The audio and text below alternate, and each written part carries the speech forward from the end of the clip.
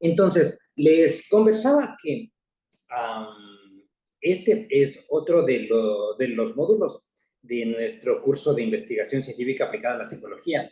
De acá en adelante ya nos metemos a diseñar un proyecto de investigación, el cual consiste en el trabajo final de nuestro módulo, de nuestro curso. Igual cada módulo va a tener un trabajo para la aprobación.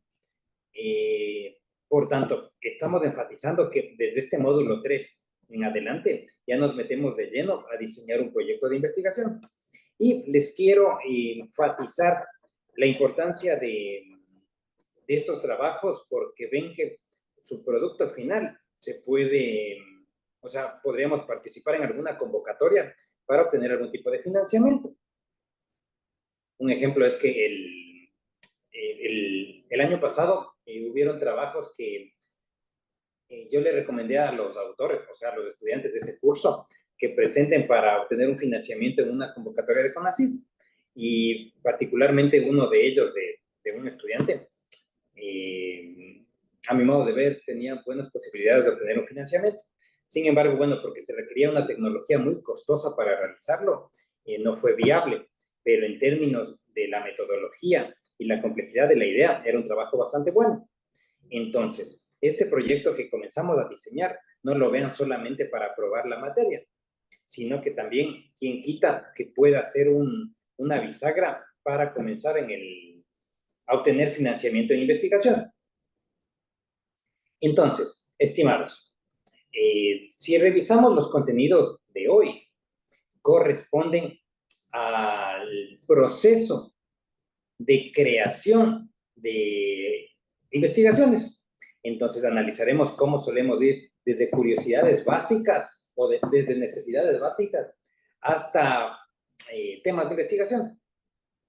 Y para eso se les va a presentar un formato o unos pasos en donde de las curiosidades sencillas le transformamos a elementos ya más pulidos, ¿no? Con términos más técnicos. Y después de tener ya ese título pulido, necesitamos hallar definiciones más precisas e instrumentos de medición. Y finalmente desarrollaremos la idea de las áreas que tiene la ciencia psicológica, con la finalidad de que al posicionar nuestro tema dentro de un área de la psicología, podremos entonces saber a qué tipo de instituciones golpear las puertas, etc. Entonces, en pocas palabras, lo de hoy nos va a servir para resolver la problemática de cómo identificar o cómo crear un tema de investigación. Así que comencemos. Entonces, a modo de calentamiento, iniciaremos con ciertas anécdotas. Y a medida de que avancen las clases, vamos a ir ajustando cierto tipo de términos. Y finalmente, en el módulo 3 también tendremos la visita de otro investigador. Estamos procurando que nos visite el doctor Caicho. Él es de Perú y él es muy bueno para hacer temas de investigación. O sea, él es muy diverso, eh, muy adaptativo. Entonces, él nos va a ilustrar de cómo es que, según las cosas que le pasan a él, transforma en temas de investigación y los ejecuta y los publica. Bueno, pero siguiendo en esa misma línea, quiere decir que la anécdota comienza en que en una conversación que me pasó a mí en una cafetería, ha de haber sido por el año 2016 aproximadamente, estaba con una colega. A mí me gusta mucho tomar café y conversar con la gente. Y entonces me estaba comentando su experiencia de haberse ido de intercambio a tal país para aprender, o sea, para conseguir más ingresos, etc.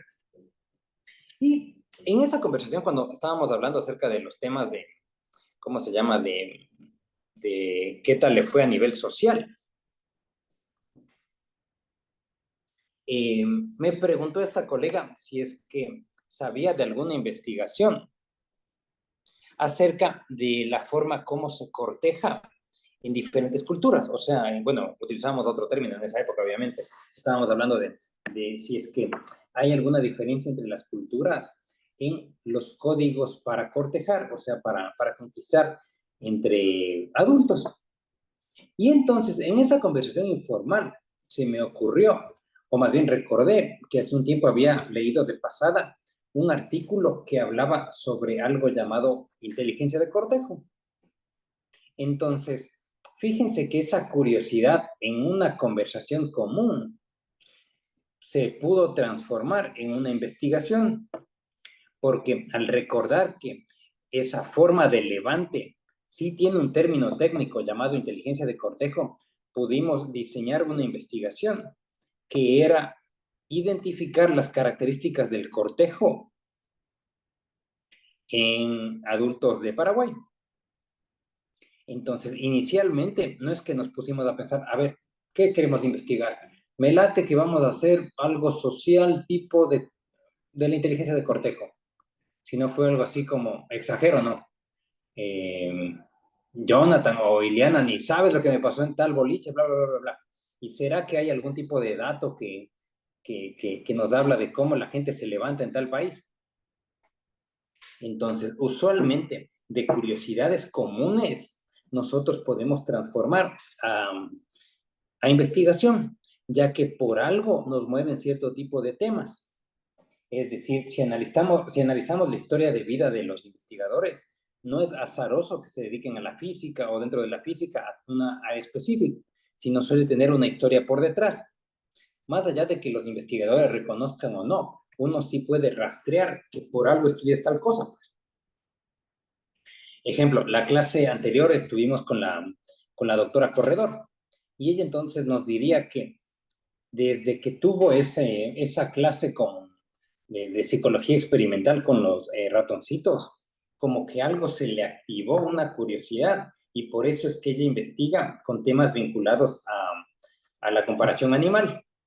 Es que su historia de vida le genera unas curiosidades y dichas curiosidades se pueden transformar en términos de ciencia.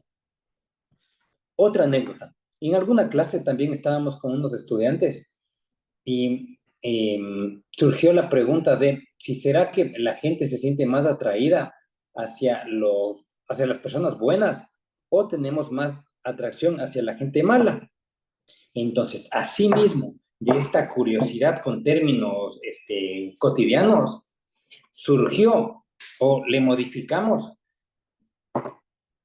hasta que se creó la investigación de si es que los rasgos de personalidad positivos y negativos tienen alguna relación con la inteligencia de cortejo. O sea, si quienes mejor cortejan o quienes tienen más éxito eh, en el apareamiento son las personas que tienen más rasgos positivos o más rasgos negativos. Es decir, que es común que de conversaciones informales nos aparezca el interés. Y quienes hacemos investigación, lo que hacemos es que esa curiosidad común le transformamos en términos más precisos. Entonces, esta es una de las formas de tener los temas de investigación, de curiosidades comunes. O también quienes hacen ciencia aplicada, como el profesor Rodrigo Moya, que nos visitó en el módulo 1, diría, yo en cambio veo problemas de mi entorno y ahí entonces pienso en alguna forma de solución. Ejemplo, con un colega llamado el profesor Flores en una universidad X, y nos dimos cuenta que cuando enseñábamos metodología en la formación de grado, no de psicología, sino de otras carreras, veíamos que la gente se aburría mucho. Y particularmente yo veía que el profesor Flores, o sea, exagero, ¿no? Se mataba en la clase tratando de meter chistes y todo para que algo entiendan. Yo me ponía a pensar, híjole, pero qué curioso lo que uno tiene que hacer como docente. Entonces, identificamos ese problema en el interés de la metodología y se nos ocurrió, ¿qué pasará si es que ponemos un tema que le resulte más interesante a los chicos de esa edad? y vincularle con metodología. Es decir, se nos ocurrió, y si proponemos una enseñanza eh, basada, o sea, enseñanza de metodología, pero que tenga sí o sí temas vinculados a algo que les interesa a los universitarios, capaz que ellos entienden más o aprenden mejor metodología. Entonces ahí se nos ocurrió, bueno, hay un problema que los chicos se sienten poco motivados a metodología. Entonces la solución que podemos dar es generar una nueva enseñanza o una nueva didáctica. Y entonces nuestra investigación radica en ver si es que la metodología, si es que la estrategia creada genera mejor aprendizaje de la metodología en comparación con la estrategia tradicional. Y para hablar en términos más específicos, nosotros diseñamos una intervención llamada metodología sexy. Metodología sexy. Y es porque identificamos que el rango etario de los universitarios van entre los 18 hasta los 40 años en general. Entonces, en esa época, de los temas que más les interesa corresponden a las relaciones de pareja. Y ciertas personas siguen presentando el tabú de la sexualidad. Entonces, para explicarles la diferencia entre un estudio cuantitativo y cualitativo, se utiliza sí o sí ejemplos de sexualidad. O para explicarles cómo se hace la recolección de datos, se toca los ejemplos de los estudios de Kinsey, que bueno, se pasó preguntando a la gente mediante encuestas el tamaño del miembro genital que tienen, la frecuencia de actos sexuales que tienen, o la tendencia a ser totalmente heterosexuales, o las diferentes variantes.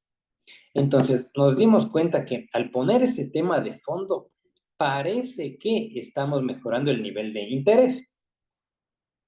Entonces, tenemos dos ejemplos. Uno que va desde curiosidad o desde un divague cualquiera y se le transformó a una investigación, a otro método en donde vemos un problema que existe y tratamos de resolverlo mediante una alternativa. O sea, tratamos de demostrar que nuestra idea sí resuelve el problema. Por tanto, las investigaciones usualmente se originan de estas dos modalidades. No es que una sea mejor que la otra, sino, a mi opinión, parte de la forma de ser de cierta gente. Entonces, si ves que tu comunidad tiene un problema, podemos identificar cuáles son las causas de ese problema. O si simplemente se te ocurre, ¿por qué será que pasa esto? Esa curiosidad la podemos transformar en un tema de investigación. Entonces, no importa si utilizamos la curiosidad o nuestras ideas de ayudar a las personas, pero el punto está en que son simplemente dos formas con las cuales podemos obtener los temas de interés. Profe, ¿te puedo molestar? ¿Interrumpir? Claro, por favor. Eh, ¿Podrías darme algunos ejemplos, algunas experiencias tuyas sobre esos dos, lo que estuviste hablando, ¿verdad? En un contexto en un contexto laboral, ¿tenés algún tipo de experiencia en el contexto laboral? Lo que pasa es que mi mente funciona muy al problema. Existe un problema y quiero investigar, ¿verdad? Entonces, ¿alguna experiencia tuya con relación a a ese punto Claro, en el ámbito verán. laboral? Sí, cuando estaba viviendo en Argentina, y bueno, cuando me mudé acá, vi un problema que era bastante común, el cual era que ven que hay personas que se esfuerzan mucho para conseguir un cargo público, porque bueno, hay una diferencia a nivel salarial, bla, bla, bla, bla, no viene caso. Lo que me llamaba la atención es que es muy apetecido ese cargo, pero cuando comparamos el estilo de vida que tiene alguien de la función pública argentina o paraguaya, de alguien que está en la función privada, se observa de manera muy notoria que envejecen de manera distinta. Entonces uno se pone a pensar, ¿y por qué será?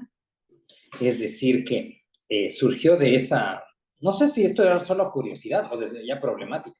Ahora que pienso, una problemática me parece que, porque notaba que la gente que está expuesta a cierto tipo de trabajo parece que se deteriora más. O sea, por más que tenga más dinero y tenga cierto tipo de privilegios o estabilidad, parece que el costo físico y el costo mental es otra cosa. Entonces, esa problemática nos hizo pensar, bueno, pero en términos, como se me ocurrió hace rato, ¿no? O sea, le comentaba a un amigo, híjole, socio, ¿y por qué será, o sea, que como que se deschavetan más en el sector público? Porque así pensamos, o sea, en términos muy, muy llanos, muy, muy horizontales. Y mi compañero me decía, y no sé, debe haber alguna boludez que algo debe estar generando acá. Y entonces, después de irle pensando un poquito o buscando en investigaciones, si es que a alguien se le ocurrió esto de que inicialmente le dije, ¿por qué se deschavetan más?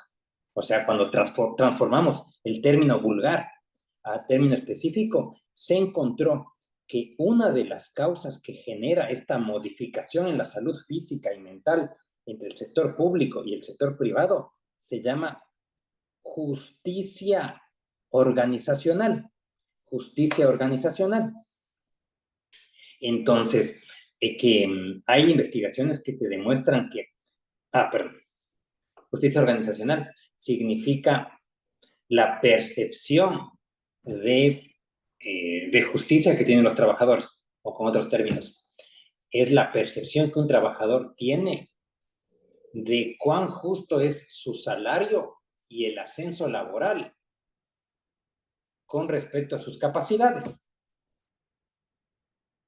O sea, cuán justo, cómo hace que tenemos... Sí, Sí, alguien nosotros quiere intervenir. hablamos justamente hablamos del equilibrio, ¿verdad? Entre que ser justo y equitativo, ¿verdad? Eso tiene que ser. No sé si a eso te referís, ¿verdad? Eh, Iría también por este lado. Aquellas empresas que tienen alta justicia organizacional es cuando sus empleados perciben que solo te suben el salario y solo asciendes según tus méritos laborales. Una empresa que tiene baja justicia organizacional es cuando los empleados perciben que más dinero o más ascenso no depende de tu trabajo, sino de otras variables extrañas. Entonces, vimos que, no como regla, pero bueno, sí como estereotipo, es común que en las funciones públicas exista una baja justicia organizacional, porque quienes la integran perciben que los ascensos o más dinero no depende directamente de tu capacidad ni de tus estudios, sino de unas variables extrañas. Entonces, ahí nosotros podemos ver que hay un problema laboral y pudimos entonces indagar mediante PSICO, mediante ResearchGate, que hay investigaciones que trataron de encontrar esa vuelta. Y bueno, sinceramente eso no llegamos a aplicar a Paraguay, pero si es que a alguien le interesa, es un tema lindo, o sea, es de un área de la psicología nueva que se llama psicología positiva y estaría bueno que se analice eso en las empresas, o sea, el nivel de justicia organizacional, porque eso es un predictor de rendimiento, de comportamiento laboral contraproducente, comportamiento laboral positivo, etcétera. Sandra. Perfecto. Entonces estás diciendo que de esa curiosidad, ¿verdad? Del problema me queda claro, pero de repente esa curiosidad que puede ser una de temas comunes, ¿verdad? De temas cotidianos dentro del área del trabajo, tengo que llevar a buscar un tema, a encontrar un tema que esté, que me haga la conexión con ese contenido, ¿verdad? Que forma parte de la investigación que quiero. ¿A eso te referís? Necesariamente Sí, tengo, ok, que buscar. pero esa traducción no es así directa, tiene un método. Ahora vamos a ver cómo se hace esa vuelta, porque Perfecto. inicialmente,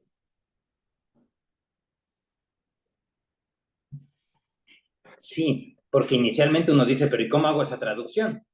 Entonces, el paso uno consiste en ver si es que hay algo que te interesa o si es que ves un problema.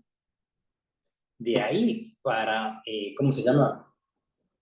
Para transformarlo o para traducirlo, más bien sería, debemos hacer un paréntesis epistemológico, o sea, debemos entender algo que se llama conceptos y constructos. ¿Alguien por si acaso ha escuchado alguna vez qué es un concepto y un constructo? O sea, si es que habían escuchado más bien, ¿qué es un constructo? Perdón, esa es la pregunta. ¿Qué es un constructo?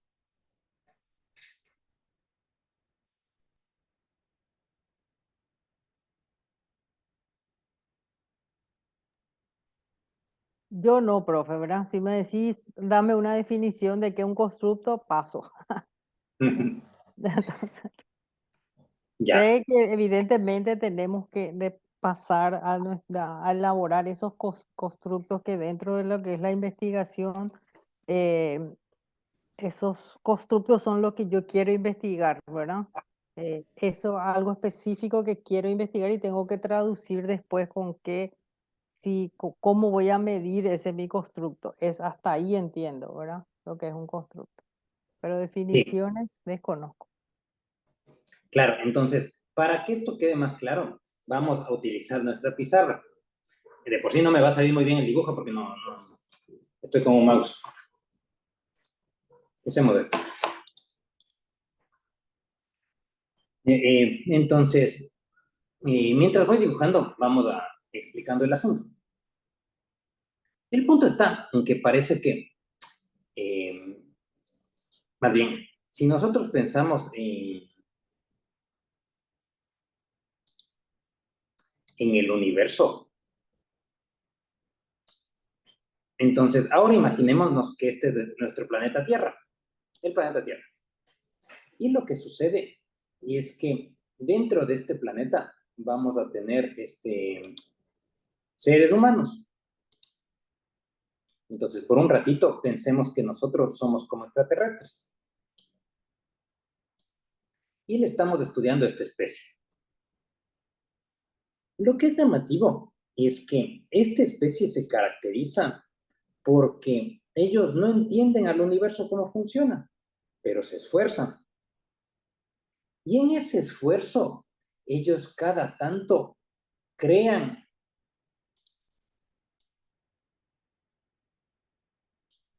cierto tipo de conocimiento, o más bien ellos crean ciertas ideas. Entonces, para que el universo sea menos incierto, el ser humano se caracteriza porque se inventa palabras para dirigirse al universo. Entonces, por ejemplo, si ven mi cámara, hay ciertos objetos que tienen esta figura. Entonces, en el universo hay un montón de objetos que tienen tal figura, o sea, que son transparentes, que son frágiles ante las caídas, que permiten pasar la luz, que tienen cierta textura lisa, que son duros. Entonces, el ser humano les inventa palabras para describirlos, y en este caso se llama vidrio, vidrio. Entonces, asimismo, se han inventado palabras como piedra, como fuego, como animales, etcétera. Y llegó un punto de nuestra historia en donde el ser humano comenzó a crear palabras para describir cosas que no ve, pero sospecha que existen. Como si nosotros analizamos técnicamente, ven que es muy probable que el bullying, entendido como cargarle de forma excesiva y sistemática a una persona, el bullying siempre existió. O sea, desde la época de las cavernas, capaz que sí habían cierto tipo de sujetos que cargaban a otros de forma sistemática y reiterada. Entonces, desde la época de las cavernas había el bullying. Pero recién en la década del 90, o sea, hace 30 años, a alguien se le ocurrió decir, acá estoy viendo un comportamiento distinto.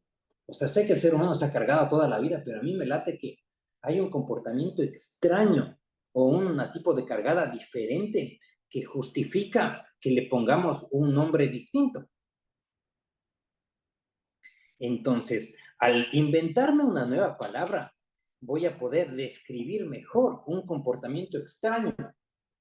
O salgamos de la psicología. Ven que cada vez se descubren nuevas enfermedades y una idea es que, no, cada vez se crean enfermedades.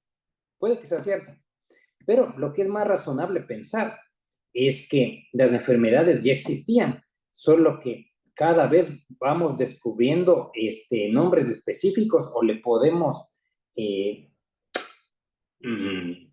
bautizar con nombres más precisos. Ejemplo, cuando hubieron los primeros casos del COVID, ven que no se le llamaba COVID, sino era una, ¿cómo era? Gripe inespecífica. O a lo largo del tiempo ven que había personas que morían por problemas cardíacos, entonces se le denominaba, no sé, paro cardíaco. Pero a medida de que avanzan las investigaciones se dieron cuenta que era necesario crear cierto tipo de términos para diferenciar ciertos comportamientos de otros. Otro ejemplo general es que el ser humano, desde la época de las cavernas, siempre nos matamos. O sea, el homicidio es parte de nuestra especie, para mal o para bien. Pero hubo un grupo de investigadores que se pusieron a pensar, a ver, aguanta un rato. Sé que el ser humano siempre se mata, pero estoy observando que hay un tipo de asesinato que es distinto, que es sistemático y que tiene unas causas diferentes a los otros asesinatos. O sea, estoy descubriendo que hay un asesinato diferente al resto de asesinatos. Y ahí descubrieron lo que se llama el femicidio o feminicidio, porque al fin y al cabo es un tipo de asesinato, pero tiene ciertas características que le diferencian del resto. Por tanto, el ser humano se caracteriza porque cada tanto crea nuevas palabras para describir a ciertas partes del universo o de su mundo. Entonces, cuando nosotros hemos inventado una palabra para describir una parte del universo, le llamamos conceptos. Entonces, un concepto en pocas palabras, me olvido en qué cámara estoy en esta. Un concepto en pocas palabras es una palabra. Entonces, casa, camión, psicología, enfermedad, SIDA, COVID, son conceptos, porque usualmente un concepto es una palabra. En la educación primaria y secundaria puede que nos hayan enseñado que un concepto es una definición. Ejemplo, concepto de psicología puede que se crea que es la ciencia biológica y social que se encarga del estudio de la mente, bla, bla, bla, bla, bla. Técnicamente ese no es un concepto de la psicología, esa es una definición de psicología. Porque un concepto de psicología es una palabra. Entonces, ciencia es un concepto de psicología. Conocimiento es otro concepto de psicología. Mente es un tercer concepto de psicología. Entonces, el ser humano se caracteriza porque crea palabras, o sea, crea conceptos para describir a la realidad. El punto está en que esta especie es bastante extraña, ¿verdad? Porque hay ciertos seres humanos que se dan cuenta que esas palabras que crean generan confusión. O sea que hay palabras que tienen un uso genérico. Y por eso es que se esfuerzan por crear palabras que tienen una definición muy precisa. Ejemplo, antes, hace unos 5 o 10 años por ahí, era común utilizar la palabra bipolar, y bipolar era todo. O sea, exagero, ¿no? Póngase, alguien que tenía un estado de ánimo inestable, se le decía bipolar. Después a la gente que era muy competitiva, también se le decía bipolar. O a la gente que se enoja, o sea, que no le gusta la crítica, también se le llamaba bipolar. Entonces pasa que los conceptos es común que se le use tanto que ya significan varias cosas. Como últimamente podemos poner el caso de tóxico. Ven, o sea que en un tiempo a alguien se le ocurrió una definición precisa de lo que es tóxico. Proviene de la química, de hecho. Pero ese término se le usó tanto que podemos afirmar que hay una especie de uso excesivo de la palabra tóxico. Entonces, cuando la gente se pelea, ya se le llama tóxico. Cuando uno es más intenso que otro, también es tóxico. Cuando uno tiene problemas de celo, también es tóxico. Entonces, hay palabras que se usan tanto que ya son imprecisas, como como el término, ojo, esta es mi hipótesis, como el término de narcisista o malvado, o malvada, no viene el caso, o manipulador o manipuladora, porque ven que veo que es un término que, si bien es cierto, sirve para entender el comportamiento de cierta gente, pero se le usa tanto a tal punto entonces que ya es medio difícil diferenciar a quién sí es, quienes tienen narcisismo de quienes no tienen narcisismo. Es decir, como que se ha perdido el foco. Entonces, recapitulando, el ser humano crea palabras. El problema es que esas palabras usualmente son sobreusadas, o sea, son imprecisas. Entonces, los seres humanos se caracterizan porque el grupo denominado investigadores, ellos solo trabajan con constructos. O sea, un constructo es un concepto bien definido y medible. Repito, más bien ahora que pienso voy a apuntarle. Un constructo es un concepto específico y medible. Entonces, fíjense que bullying no es un concepto, es un constructo, porque bullying solo significa una cosa dentro de las ciencias psicológicas. O sea, el bullying significa ¿cómo era? El uso de bromas o molestarle a una persona de manera sistemática y reiterada a lo largo del tiempo, bla, bla, bla, bla. Entonces, bullying dentro de la psicología es un constructo nuestro porque sabemos exactamente a qué se refiere. Aunque otras personas a cualquier cosa le digan bullying, póngase, cuando alguien te hace una broma, le puedes decir a nivel social, deja de hacerme bullying, pero porque estoy en un ambiente jovial. Pero cuando piso el área de la psicología, bullying significa solo una cosa. O lo mismo, póngase cuando alguien dice que está deprimido. A nivel social podemos referirnos o podemos usar la palabra depresión a todo. A que tengas baja energía, a que tengas problemas de sueño, a que estés flojo o a que literal tengas un trastorno del estado de ánimo. Pero cuando pisamos las ciencias psicológicas, depresión solo significa una cosa. Síntomas afectivos, cognitivos y fisiológicos, que incluyen tristeza, llanto fácil, anedonia, pérdida de energía, bla, bla, bla, bla, bla. Entonces, estimados, lo que estamos enfatizando aquí es que en ciencia debemos encontrar si es que nuestra curiosidad es un constructo. Pongamos un ejemplo para facilitar. Hace un tiempo, una tesista se nos acercó a preguntarnos, o sea, quería investigar algo así como, si mal no recuerdo, era esto.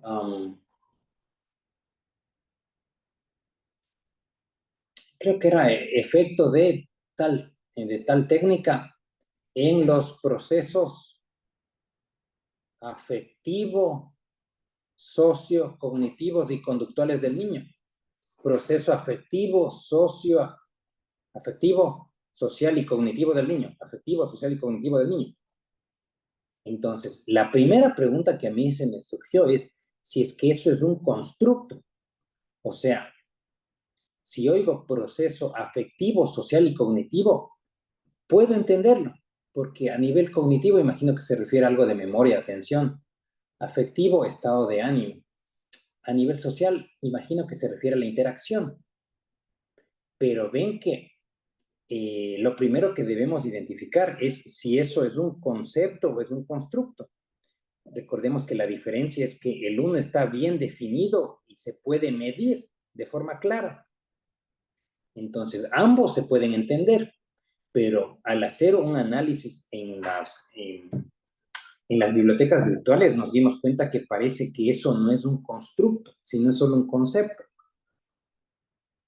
Va con otros ejemplos. Hace un tiempo, la bondad, la bondad era un concepto, porque, o sea, se puede entender a qué nos referimos con bondad, pero no había una definición precisa y una forma de medir la bondad. No es lo mismo la maldad.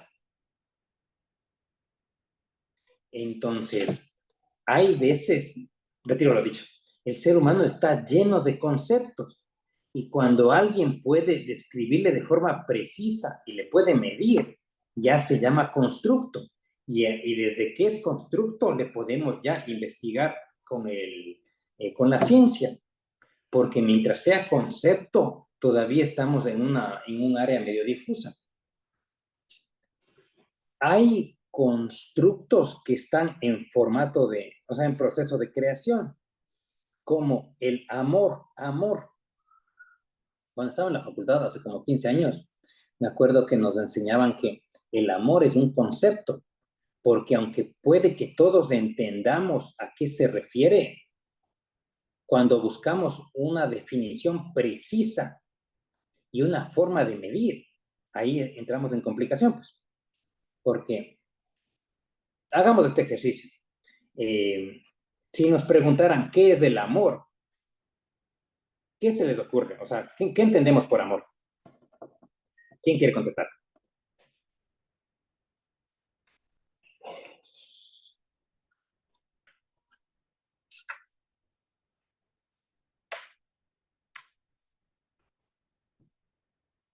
¿Qué entendemos por amor? Sería la pregunta.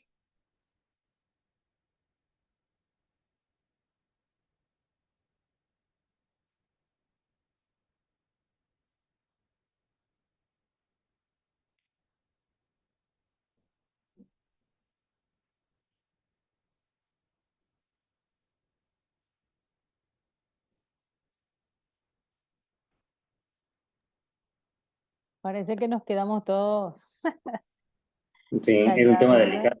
Sí, un tema, ¿verdad? Bastante difícil de hacer realmente un concepto, ¿verdad?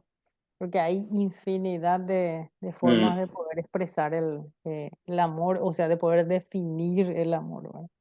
Aquí estamos unas cuantas personas y que seguramente todas la vamos a definir de manera distinta, ¿verdad? Tal vez tenga algo en común algunas, pero va a ser, estimo yo, muy diferentes entre todas, ¿verdad? Y Sandra, entonces, para usted, ¿qué es el amor?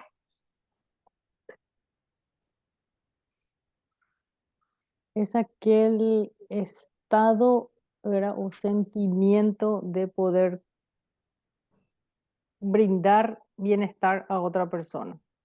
Se me Ya. ocurre ahora, ¿verdad? Pero es como concepto.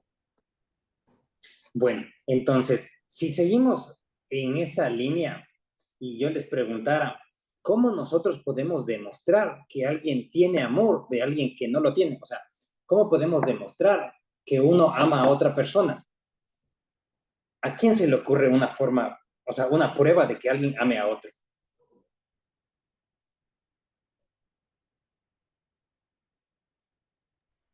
Una forma no podría ser en base a las acciones, pero primero establecer qué acciones significa que uno le ama a otra persona.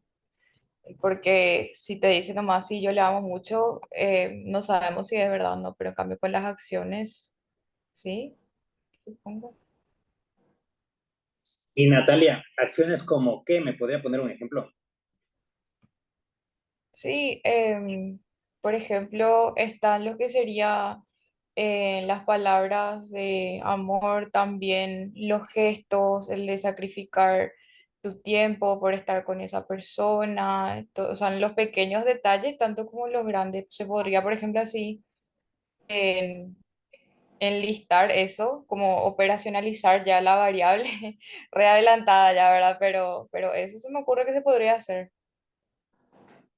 Y sí, tal cual. Uno entonces podría decir, el amor, definámosle como que es un conjunto de sentimientos, ya. Y para demostrar que alguien tiene ese amor, puedo poner cierto tipo de conductas medibles. Entonces, el problema que tienen algunos constructos es que todavía no están tan bien definidos, porque todavía no tenemos pruebas claras o formas claras de medir, ya que fíjense que tiempo de calidad, palabras de afecto, ¿qué más era? Esfuerzo o regalos, o como lo quieran interpretar, son indicadores del amor, pero son indicadores flojitos, porque alguien que no tiene amor, sin problema va a poder realizar esto. Va de nuevo. Alguien que esté enamorado puede demostrarnos porque nos muestra indicadores. El problema del amor como constructo es que estos indicadores no son tan precisos porque alguien que puede que no tenga nada de amor, sí puede tener estas 4 conductas. Es decir, que en nuestra psicología, como en el resto de ciencias, hay conceptos que han dejado de ser conceptos y ya son constructos porque son formas precisas de medir. Como ejemplo, a nivel de la física, ellos ya pillaban que hay una diferencia a nivel del peso. Entonces dijeron, bueno, estas diferencias que hay en la masa le vamos a llamar volumen. ¿Ya? Y ahora, ¿cómo medimos el volumen? Podemos, pues, entonces a alguien se le ocurrió, ¿qué tal si usamos una balanza?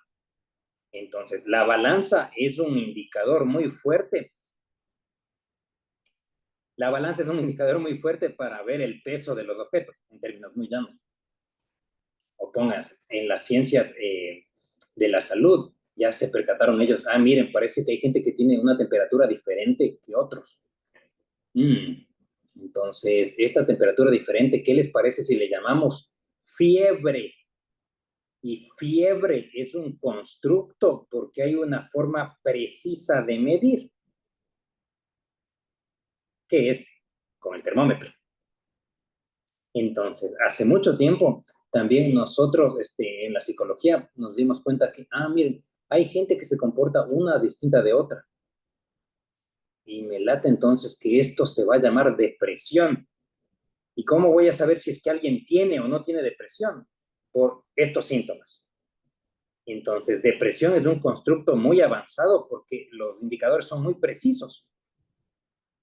O sabemos con indicadores muy precisos cuando la gente tiene ansiedad. Pero hay ciertos conceptos que están en proceso de ser científicos. Y en ese proceso es que podemos denominar que están en un camino intermedio entre ser concepto y constructo. Entonces, para que sea algo constructo, tiene que tener una definición precisa y, lo más importante, una forma de medirse o de demostrarse. Porque pónganse que yo creo, me invento, ¿no? Que existe algo llamado energía, o sea, que yo puedo percibir la energía de la gente. Capaz que a nivel de concepto se me entiende, que hay mucha gente que está de acuerdo, pero para que la comunidad científica estudie las energías corporales, híjole, tengo que primero definir qué son energías corporales y segundo, tengo que pensar una forma para medir esas energías. Porque póngase que uso no sé, un termómetro, exagero. Y si no puedo demostrar que quien yo creo que tiene más energía tiene un número distinto en el termómetro, entonces no es constructo. O pensemos de esto. Quien les habla, yo en serio creo que hay una vida después de la muerte. No tengo cómo demostrar. Pero yo creo que sí existen fantasmas o seres sobrenaturales. Pero fíjense que los fantasmas es un concepto, no es un constructo. Porque imaginen que yo le defino bien. Un fantasma es un espíritu que se ha muerto y está rondando la tierra. Ya, le definí bien. Pero para que sea constructo tiene que ser medible. Y entonces, ¿yo cómo demuestro que existen fantasmas? Porque si pongo no sé, una cámara infrarroja o pongo micrófonos que escuchen, que midan eco, esos no son demostraciones de que hay un fantasma. Son demostraciones de que hay sonido o que hay movimiento, pero no son indicadores de fantasma. O un ejemplo que resume todo esto es que cuando estaba en la universidad tenía un amigo que para hacer una investigación se le ocurrió algo muy avanzado para su época, y capaz que hasta ahora sigue siendo muy avanzado, porque él lo que quería medir era, lo que quería investigar era este título: experiencias postanáticas en personas que resucitaron.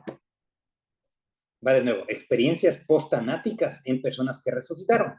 Es decir, él tenía esa curiosidad que había escuchado que hay gente que se muere, o sea, que literal ya le dieron el diagnóstico de fallecido, o sea, que pasaron más de 15 minutos sin signos vitales, entonces que ya estaban, o sea, clínicamente muertos, pero después de ese tiempo, resucitan.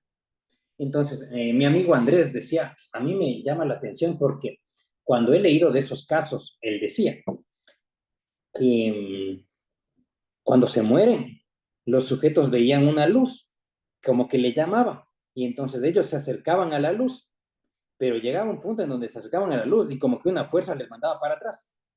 Es decir, él leyó en testimonios, sabrá Dios en dónde, pero que hay gente que se muere y que resucita, y que entonces esos resucitados contaban esa experiencia de que veían una luz, pero algo les jalaba para atrás. Entonces, ven que esas experiencias postanáticas es interesante, o sea, porque, mira, qué curioso, que sería lindo hacer un estudio así. El problema está cómo mides esa vuelta. O sea, bueno, suponiendo que podemos controlar quién se muere y quién se resucita, imaginemos que podemos controlar eso. Imaginemos que sabríamos que esta persona va a resucitar. O sea, tenemos la población. Imaginemos eso.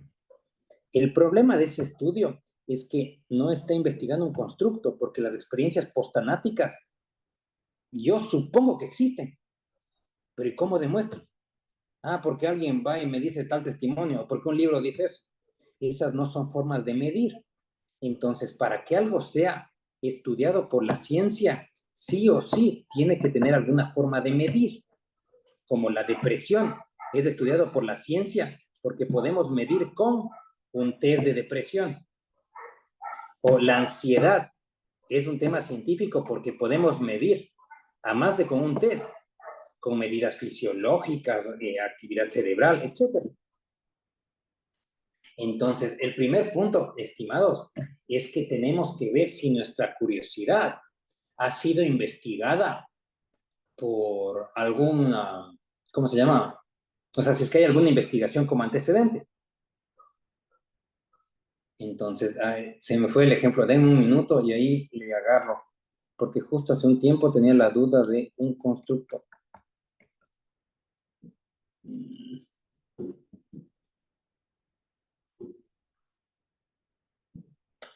Ya. Hace un tiempo nos contactaron de un grupo de investigadores de Argentina, porque ellos querían entonces evaluar un instrumento. Bueno, y en pocas, para no hacer larga la historia, ellos querían medir si es que la gente es consciente del riesgo al que ponen a los menores cuando se sacan fotografías con los menores y alzan en redes. Va de nuevo. Este estudio busca analizar si la gente es consciente del riesgo que damos a los menores cuando sacamos fotografías y alzamos en redes sociales o compartimos información de ellos, como, primer día en la escuela San Fulgencio, y saco una foto y estoy orgulloso y pongo ahí de mi hijo. Entonces, ven que como que te pones a pensar, mira, esto es interesante, o sea, riesgo de compartir información de menores en redes. Entonces, poniendo así el riesgo de alzar fotos en redes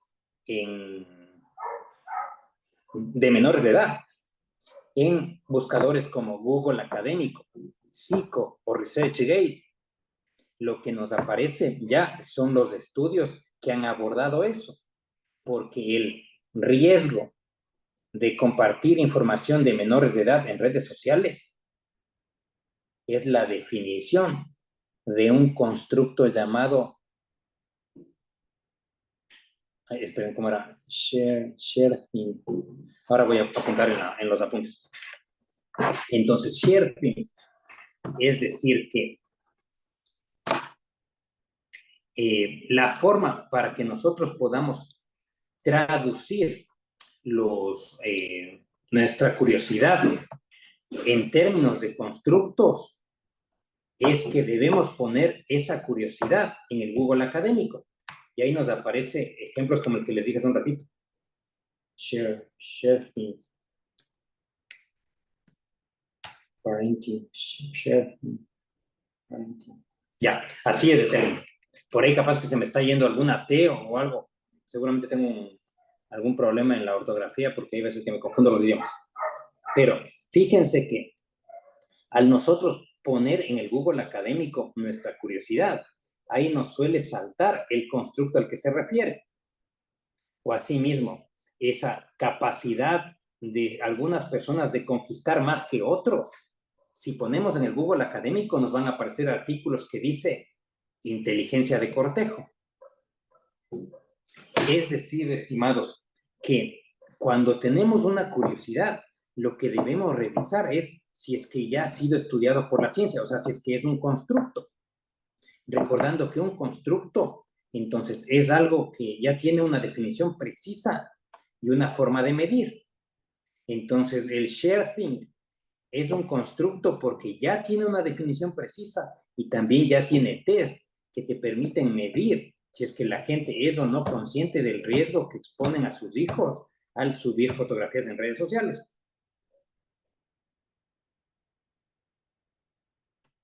O asimismo, ya me acordé del otro ejemplo. Hace un tiempo estábamos conversando en un lugar jovial acerca de los riesgos o de si es que le pasa algo a la gente que publica cosas que no corresponden tanto con tu vida. O sea, recordemos que la vida que uno muestra en redes no corresponde usualmente a la vida real, porque en redes solo ponemos usualmente las cosas buenas. Entonces, entre comillas, es normal que haya una diferencia entre la imagen que das en redes con tu vida real. Pero al poner eso, diferencia entre la vida real y las redes sociales, apareció un constructo que se llama identidad digital. Es decir, que esto es un constructo que te habla de la percepción que tú generas en el otro acerca de tu vida. Y entonces había sido que hay investigaciones que te demuestran que mientras más grande es la diferencia entre tu identidad digital y tu identidad real, hay más problemas a nivel de la salud mental. O sea que mientras más muestras cosas que se alejan de tu vida, de tu yo real, parece que eso tiene una asociación con más problemas mentales. Es decir, estimados, que para pisar la pelota estamos conversando de la curiosidad común, en términos simples.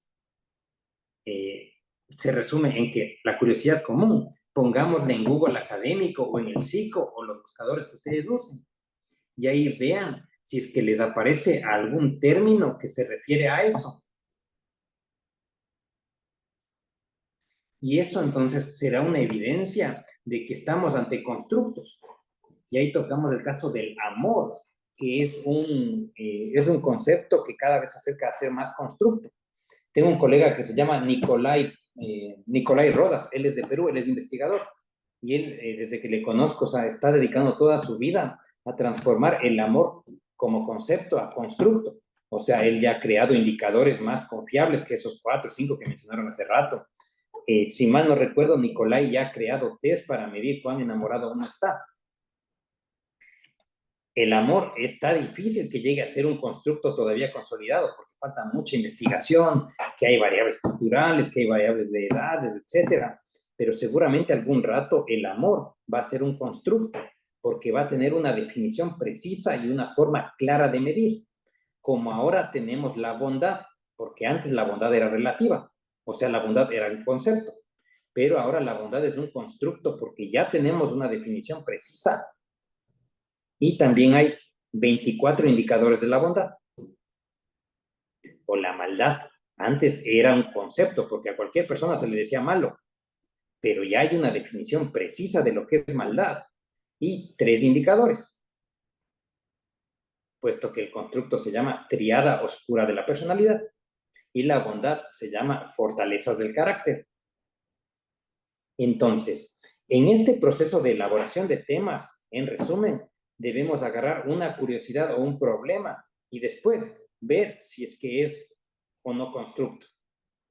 Y después ya vamos a seguir con el resto de pasos. Pero lo que quiero enfatizar es que la curiosidad debemos ver si es que ha sido estudiada ya en Google Académico o no. Entonces, antes de irnos a nuestro receso, estimados, ¿tienen alguna pregunta al respecto? O por ahí quisieran que repita algo.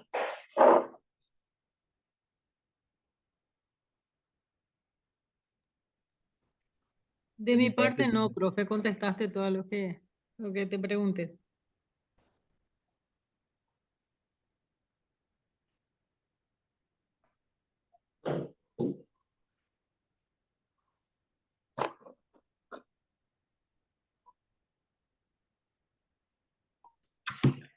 Bueno, les propongo que tengamos un receso hasta las 8:30, y ahí volvemos para seguir con las partes de cuáles son las definiciones y las formas de medir a los constructos y también las áreas de la ciencia, porque fíjense que ya nos estamos adentrando a hacer el diseño de nuestro proyecto. Bueno, nos vemos en un rato entonces. Ok.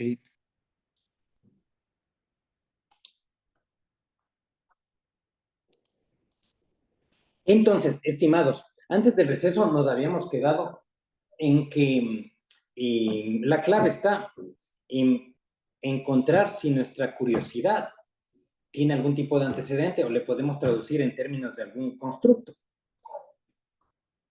Entonces, ahí pusimos la idea de que la clave radica en poner ciertas palabras claves en los buscadores como Google Académico y ahí nos va a aparecer cierto tipo de investigaciones y ahí podemos encontrar el constructo al que nos referimos. Es decir, de forma autodidacta nosotros podemos buscar así esa traducción en términos. O si no, otra alternativa consiste en preguntar de forma directa a alguien que se dedique al área. O sea, que póngase que a mí me interesa algo de psicología laboral, entonces podría preguntarle a esta persona, vea, ¿usted tiene alguna idea o algún estudio de por qué la gente en la función pública es común que se deteriore más que los otros? Y ahí alguien puede decirte, sí, esto está explicado por algo llamado justicia organizacional o por no sé, clima laboral, etcétera. Entonces, la clave está en que nuestra curiosidad tiene que ser traducida a términos de constructos mediante la herramienta de Google Académico o sus equivalentes.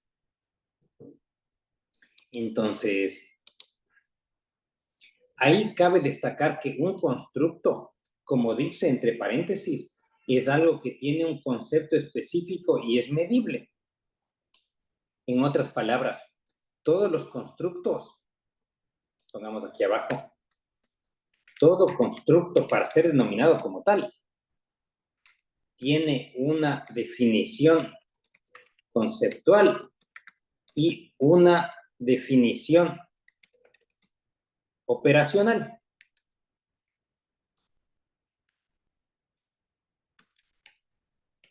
Para especificar a qué nos referimos, el uno es cómo se mide o nos referimos a algún instrumento de medición y el otro se refiere a lo que comúnmente llamamos como definición. Sería así, por ejemplo. La maldad se le denomina triada oscura de la personalidad. Y esto es un constructo porque tiene una definición conceptual. Vamos a ponerla acá. Definición conceptual.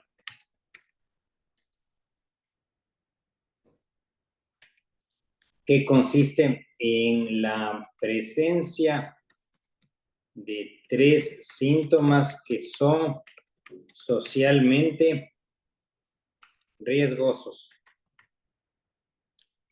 2 puntos. El maquiavelismo, el narcisismo y la psicopatología subclínica. En términos sencillos, la tríada oscura se refiere a tener ideas de manipulación, o sea, narcisismo, maquiavelismo, ideas de creerte más que lo que eres, narcisismo, y tendencia a romper las reglas,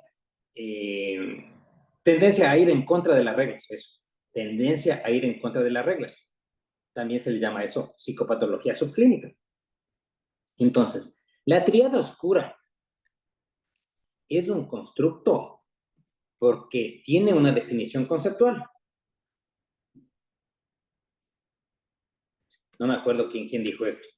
Me parece que fue Paul Hus, y esto debe haber sido en el año 2014. Como ejercicio nomás pongo, ¿no?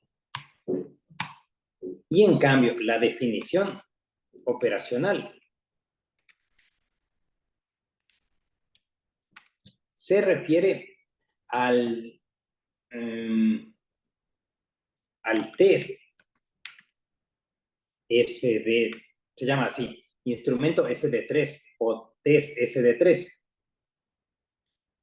Es uno que evalúa los 3 rasgos de la tríada oscura. Entonces, lo mismo sería si nosotros pensamos en el constructo de depresión, porque la definición conceptual es trastorno del estado de ánimo que tiene síntomas ta. Y una definición operacional de ese test, una definición operacional de la depresión puede ser el test de Beck, porque el test de Beck mide depresión. Entonces, estimados, fíjense que para hablar de constructos, sí o sí debemos encontrar una definición conceptual, o sea, ¿qué es? Y una forma de medir. Si tenemos las dos, es plausible, o sea, se puede hacer la investigación.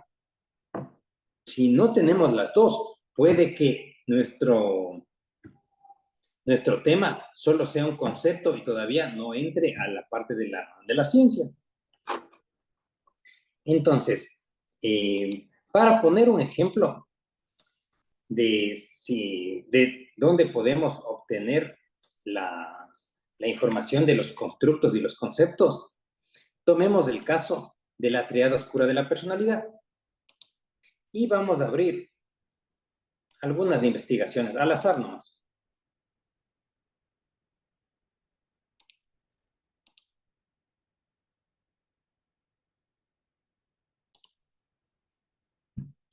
Entonces, fíjense que al abrir un artículo científico de el tema que me interesa, en alguna parte va a estar la definición, usualmente en las primeras páginas.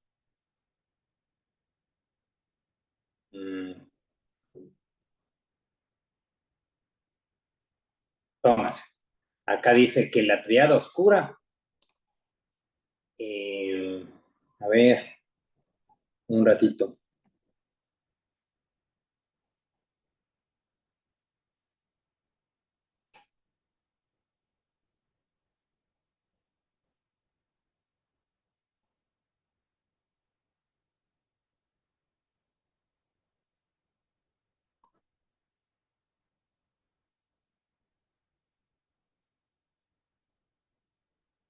Bueno, acá veo que sí está la definición, pero quiero encontrar una más sencilla.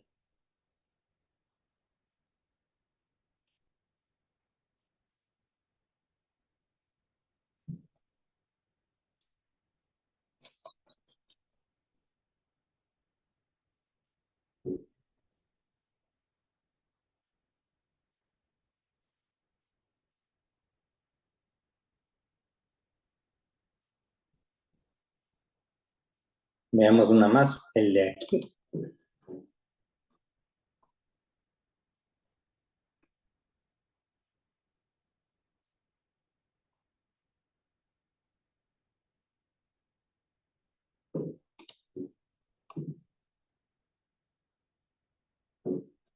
Fíjense, entonces aquí encontré que se describe como unas características de narcisismo, superioridad, maquiavelismo, etc. Entonces, acá ya tengo una definición conceptual. Entonces, esto podría copiarle y le parafraseo, o sea, le pongo con mis propias palabras en un documento en Word.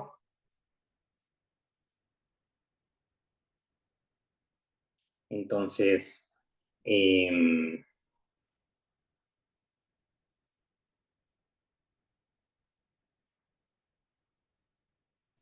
un ratito veo que se quedó congelada la imagen.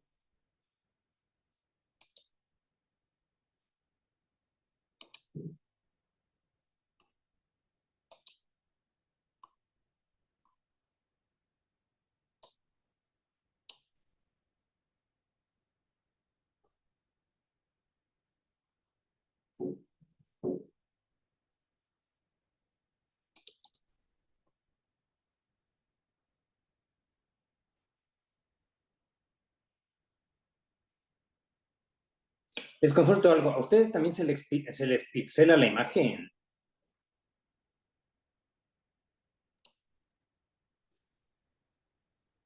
No, se ve el libro, profe. Se ve la imagen del libro. Ah, ya. Bueno, debe ser entonces ahorita mi dispositivo. Bueno, lo que les quería decir es que para obtener la definición conceptual de algún constructo, debemos ir a la parte que dice introducción. Y entonces, en estos apartados de la introducción, podemos hallar la definición del constructo. La definición del constructo.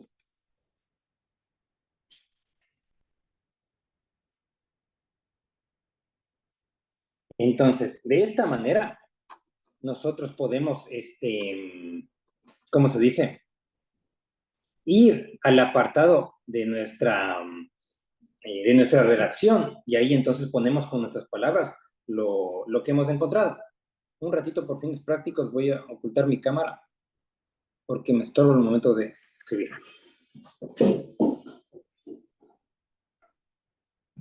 Entonces, estimados, lo que les estaba diciendo es que si nosotros copiamos esta definición y le llevamos a un texto, ahí sí entonces podríamos ya tener nuestra definición conceptual de lo que es la triada oscura. Y en cambio, si vamos al apartado de... ahora sí se corrigió la imagen, porque veía muy pixelado.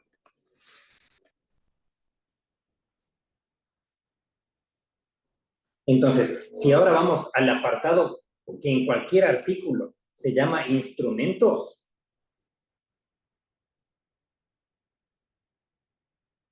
veremos el test que se utilizó.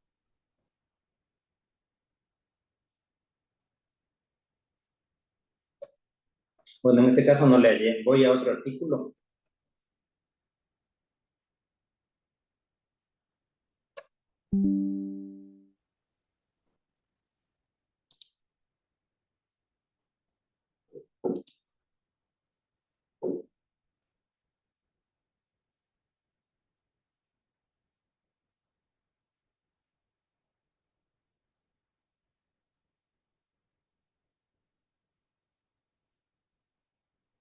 Por ejemplo, acá nos aparece este test que se llama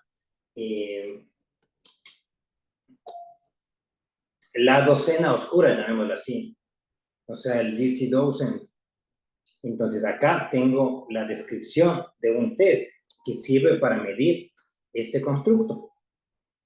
O abajo también tenemos una versión más corta que es el Short Dark Triad, el SD3.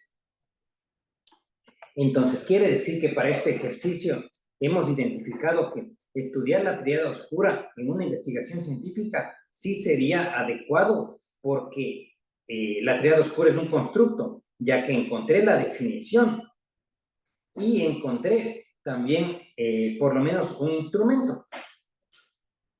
Entonces, si ahora ponemos otro ejemplo, no sé, se me ocurre como el bullying.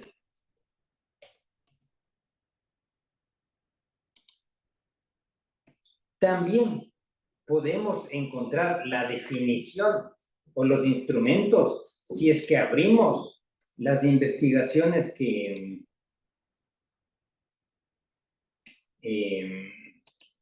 algunas investigaciones que nos aparezcan en los buscadores.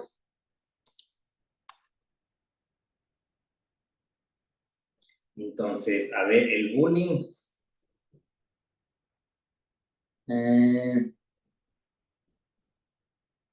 Acá esta nos dice que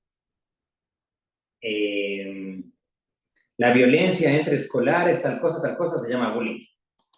Según Always en el 93. Ya encontré la definición conceptual.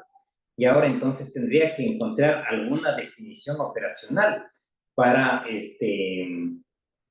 o sea, alguna forma de medición para cumplir el requisito de que se pueda evaluar.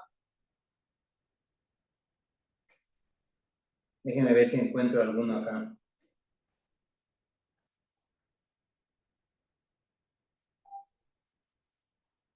Vamos a otro.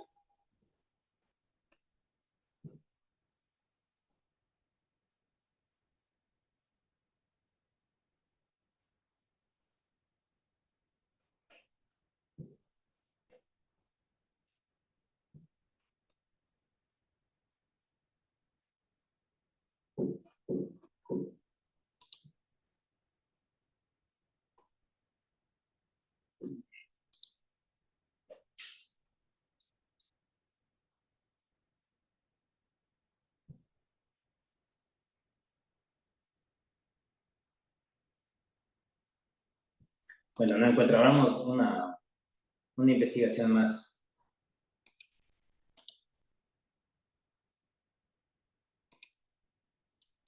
A ver qué hagamos.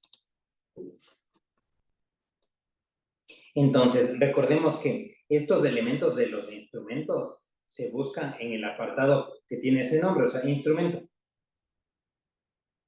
Miren, acá nos dice que para medir el bullying se ha utilizado la escala de convivencia escolar.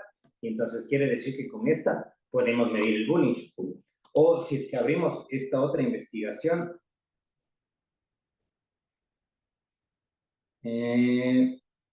veamos si tenemos algún instrumento.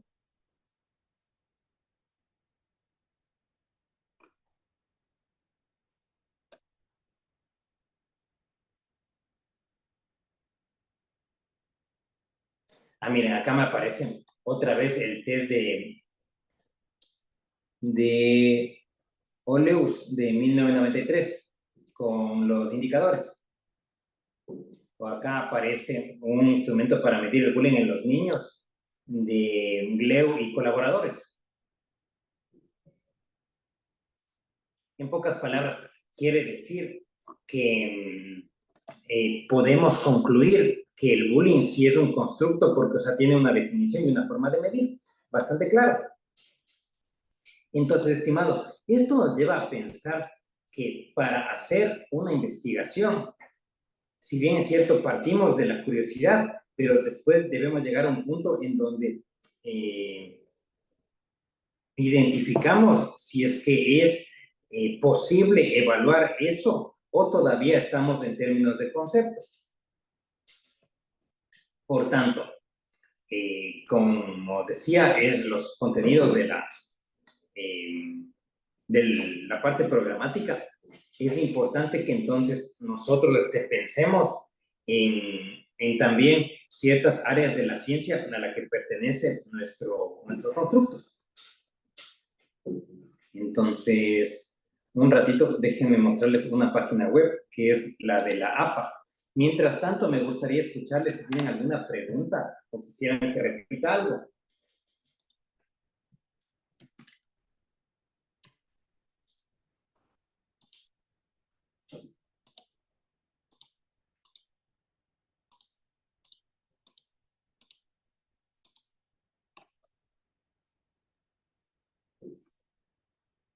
Yo te sigo, profe.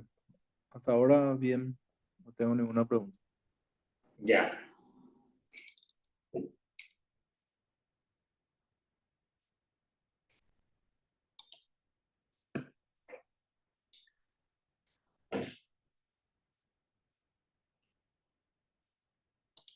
Entonces vamos al apartado de las áreas de la ciencia. Fíjense, es muy común que a esta altura nosotros pensemos, bueno, ya entiendo que para hacer una investigación tengo que ver si es que el tema es investigable, o sea, si es que estamos hablando de constructos psicológicos. Pero lo que se nos puede ocurrir ahora es por dónde comienzo. O sea, si para este curso entonces tengo que diseñar un proyecto, puede que piense ahora, bueno, y ahora, ¿cómo comienzo? O sea, ¿qué es lo que me interesaría investigar? Para eso, le recomiendo que veamos en esta página de la APA si es que todavía no tenemos algún interés definido. Recordemos que en la primera parte de la clase hablamos de que usualmente los intereses de las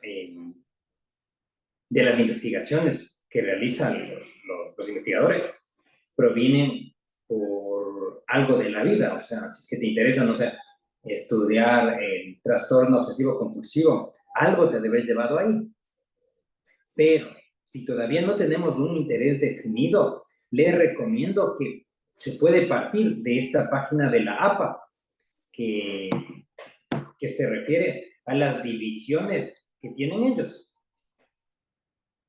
Es decir, que acá han puesto o han dividido a las ciencias psicológicas en 54 áreas. Y ahí entonces uno puede posicionarse o encontrar cuáles son las áreas de mayor interés. Revisemos si se puede traducir esta vuelta.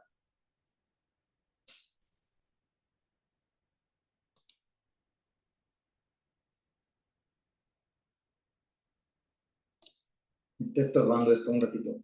Aquí.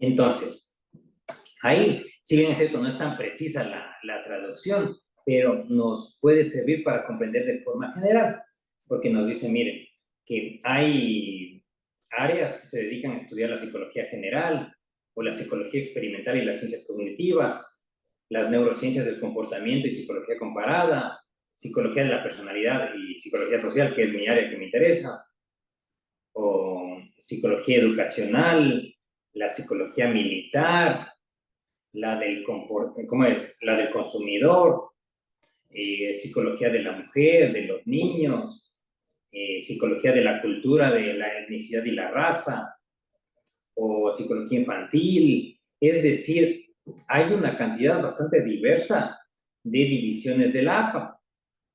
Y entonces, nosotros podemos encontrar el interés que tenemos si abrimos una de ellas. Por ejemplo,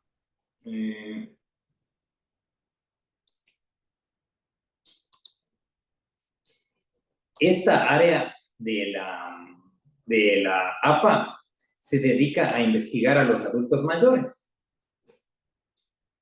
Entonces, acá nosotros podemos ver cierto tipo de publicaciones que hay de los adultos mayores.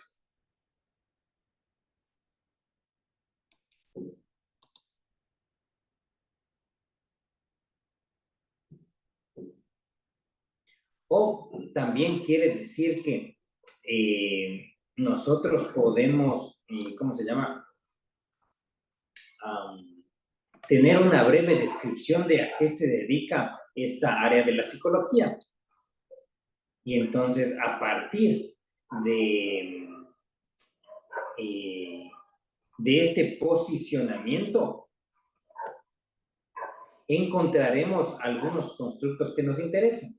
Entonces, si ya vi que la psicología del adulto mayor me interesa, entonces voy a la parte de Google académico y pongo eso, psicología adulto mayor.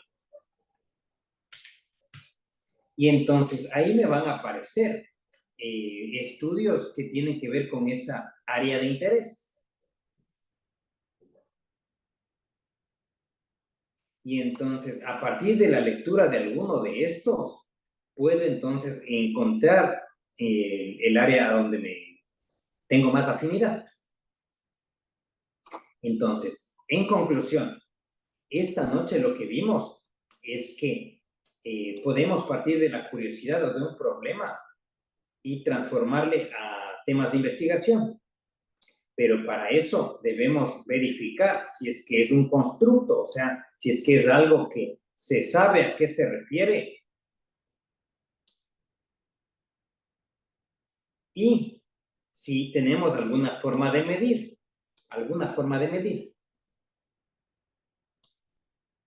Entonces, si no tenemos todavía una idea clara, podemos ir a estas divisiones de la psicología para inspirarnos ahí. Entonces, este es el punto. Para la siguiente clase vamos a tener una tarea muy breve, la cual consiste en que vamos a mencionar dos constructos y elegir una población. Ejemplo. A mí puede que me interese estudiar la justicia organizacional y el clima laboral en operadores.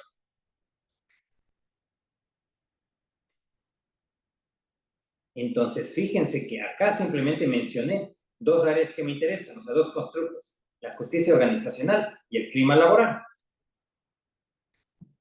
O si no, podemos poner como otro ejemplo, a ver, en el ámbito de la educación, puede ser ¿cómo se llama? La educación virtual. Ese es un constructo. Y el aprendizaje. En universitarios. Entonces, fíjense que acá hemos puesto dos constructos, porque son dos áreas que están muy bien definidas y podemos medir. Ejemplo, el aprendizaje se mide con calificaciones. Y la educación virtual, entonces, también tiene ciertas características, o sea, que utiliza medios digitales, etc. Construyamos uno más. ¿Alguien de la clase puede decirme algún constructo que le interese?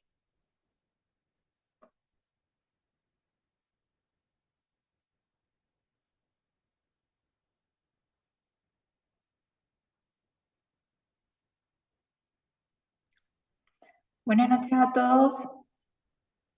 ¿Cómo están? ¿Todo bien, profesor? Yo busqué información sobre niños con autismo en Paraguay y no había nada relacionado al tema. Bueno, No sé en qué autismo, parte de la población estaría eso. ya. Autismo dijo, ¿cierto? Sí, autismo. Ya. Bueno, y otro tema que les interese también.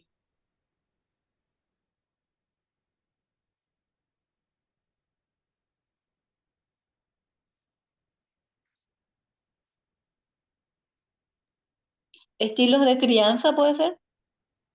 Ya, pongámoslo así.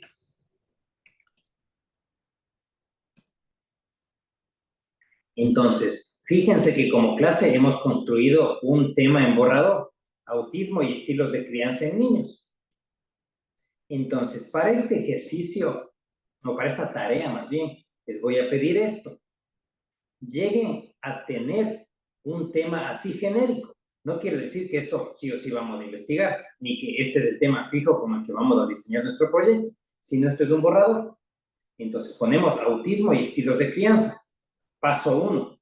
Es decir, encontramos un tema con dos constructos y una población.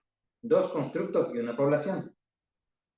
Y el paso 2 va a consistir en que vamos a redactar la definición conceptual y operacional de los constructos. Entonces sería así. Autismo. Entonces, el autismo, buscamos en internet. El autismo es una condición que se caracteriza por tal y cual cosa. Y ponemos la fuente de donde hemos sacado. Puede ser López, 2014. Punto. Por otro lado, el estilo de crianza se refiere a las características de la relación entre cuidadores e infantes. Y esto lo dijo, me invento, Pérez, 1970. Ya tenemos las definiciones conceptuales. Y acerca de las definiciones operacionales podemos poner un párrafo así.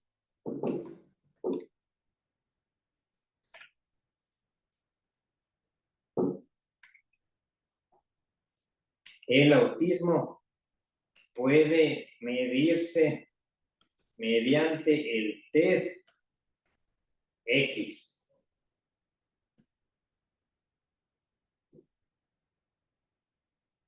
Y el estilo de crianza se evalúa con el instrumento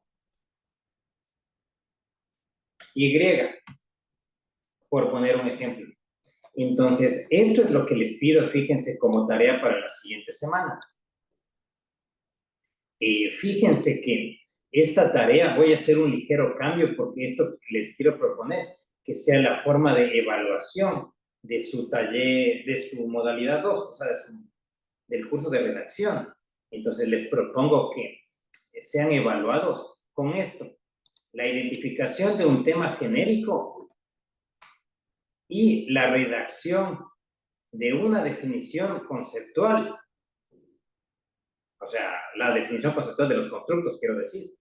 Y también que puedan identificar algún test que los mida. Es decir, que ustedes lleguen a definir los constructos y que lleguen a identificar cómo podemos medirlos. Y de esta manera, entonces, estaremos aplicando la redacción académica porque vamos a tener que citar López, 2014.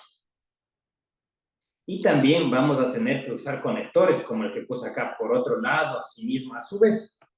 Y de esta manera, entonces, ganamos dos partes, porque evaluamos el aprendizaje de la redacción académica y, en segundo lugar, ya comenzamos a tener un tema en borrador de nuestra investigación.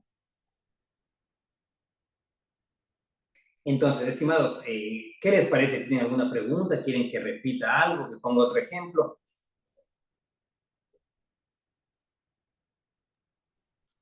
Entonces, profe, la evaluación del módulo 2 está conectada también a esta tarea. Sí, prefiero hacer de esta manera porque inicialmente estaba diseñada en que se hagan dos tareas, solo que como la clase anterior tuvimos una visita larga de la doctora, entonces prefiero unificarla en una sola actividad para que no sea tan pesado. Excelente. Comprendido. Sí. ¿Otra pregunta? Tenemos dudas o consultas, podemos escribirte al WhatsApp, profe, para la tarea. Sí. Ojo, no se olviden que también tienen que poner las referencias, o sea, ¿de dónde sacaron esta información? O sea, acá tiene que estar Pérez, 1970, ahí, todas las citas. Y López, 2014, toda la cita completa.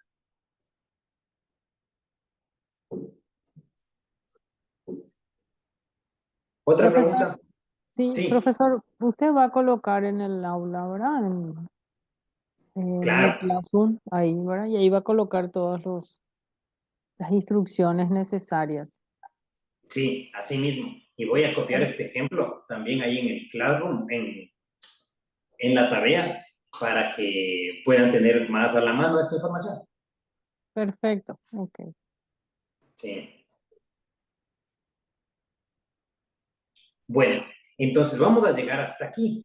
Entonces, la pelota, fíjense que ya estamos comenzando a ensamblar los contenidos de la búsqueda de información académica y la redacción para elaborar un protocolo. Entonces, hoy aprendimos cómo podemos partir de un título genérico, los aspectos del tipo de estudio, la profundidad, cómo se hace el muestreo, el instrumento, etcétera. Ya iremos viendo a medida de que avancen las clases. Pero hoy nos quedamos con la idea de que se parte de una curiosidad y de una traducción. Y de ahí se ensambla de otra manera, o sea, se complementa el trabajo. Pero la clave está en partir de una pregunta y traducirla en los términos específicos. Bueno, entonces vamos a llegar hasta aquí. Y en la siguiente clase, como les dije, vamos a continuar con el resto de aspectos de la elaboración de las preguntas, de los objetivos, etcétera, para que esto quede más sólido. Por tanto, nos vemos en la siguiente clase. Que pasen bien. Muchas gracias. Hasta luego, buenas noches. Chao, chao. Muchas gracias. Buenas noches a todos.